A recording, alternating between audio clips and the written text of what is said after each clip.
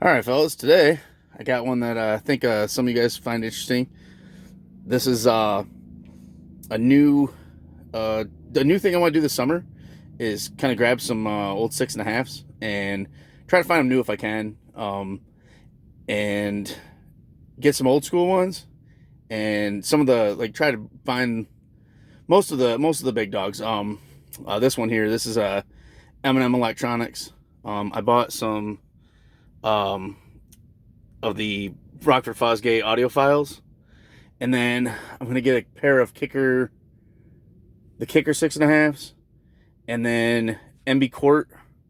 I think it was the Q series, and then the was it the 6.4 um, Boston Acoustics. And I want to kind of have just try all of them out and see which one sounds the best. And then also, I think some are more geared to be like a small subwoofer, and then some of them are more like it's a true mid-range, and it's not trying to cover that larger spectrum. But we'll get into it and check it out and see what it's all about, and then try some stuff from today. Grab a few of the ones that are out today. And I mean, some of the 6.5s they have today are like those mini subwoofers are getting kind of crazy. But anyway, this one is a company I've wanted to talk about for quite some time. This is the first product I've owned by them. I've looked at them a lot. Have a hard time pulling the trigger on the M&M gear because it's usually very, very expensive for what you're buying. And there's other things that I've found that it just seemed like a better deal and something that I wanted to own just as much. So to fill out my collection, but I am really glad to have these. Some of you guys might remember them. People who don't, so these are earlier than my time. This would have been the 80s, like mid late 80s, maybe early 90s, and I believe M&M Electronics went defunct in 95, if I'm not mistaken. And so they went, but they were a company. Here's this, it says right on here. If I get it to focus, you see there it says 1947. There you go. But they did home speakers. But this is and then they were really early to get in on the car audio and make subwoofers for car audio. So, and what they're most famous for, as some of you guys know, is the Godfathers. These are not Godfathers. This would have been like kind of like their series right below it. This the 620 series, and the Godfathers would have said the Godfather right above the logo. And then they also had a series of subs back in the day that it was their top of the line stuff, the Rose series, which are extremely difficult to find. But they had a rose in the on the dust cap instead of this logo. Everything else that I've seen has this logo on it. But anyway, I just want to go over this paperwork real quick. So here's their proprietary technology in their drivers, and goes over it. And so I'll just try to hold it still here so you can read it. But and then they give the different drawings down here as to what they're talking about. And then also down at the bottom here, talks about their warranty. M&M Electronics, and the only other company I know that did it, I know MTX did it with some of their stuff real early on, but they gave a lifetime warranty as long as it was installed by one of their approved dealers. So I mean, that's as good of a warranty as you can get. Of course, it's going to be for like materials or whatever, but yeah, I just thought that was interesting. I know M&M they were pretty feared back in the day because their drivers are very efficient. And at the time, I don't know.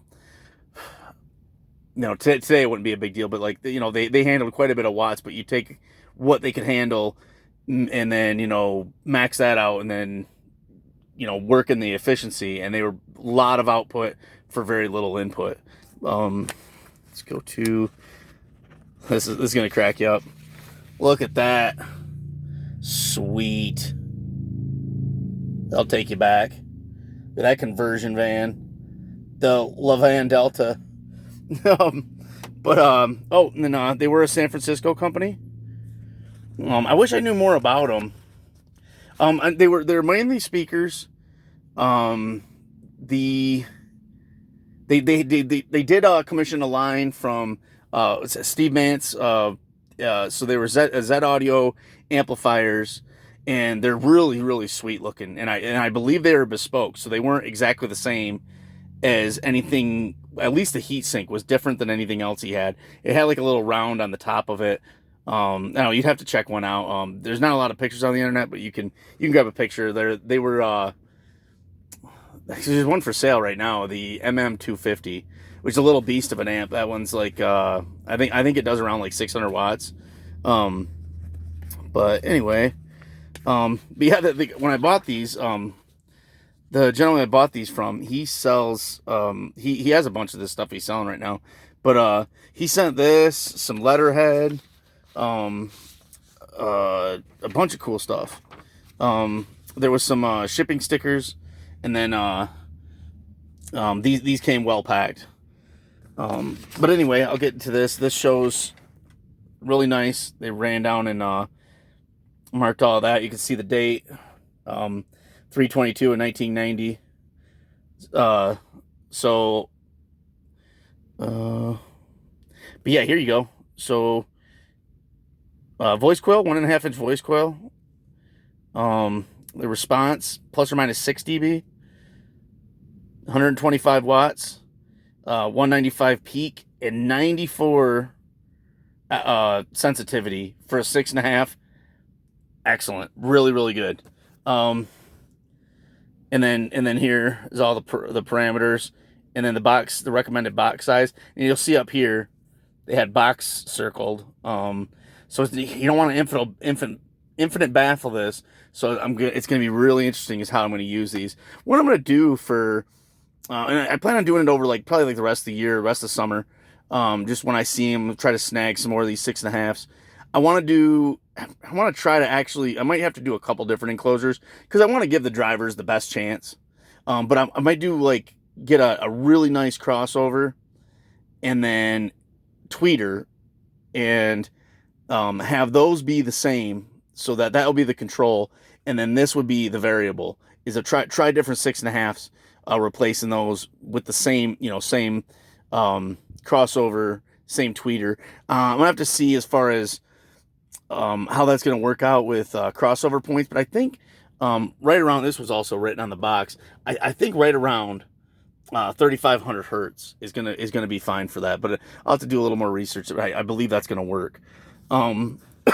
But anyway, so let's go over the driver real quick. Sorry, it's kind of dragging on.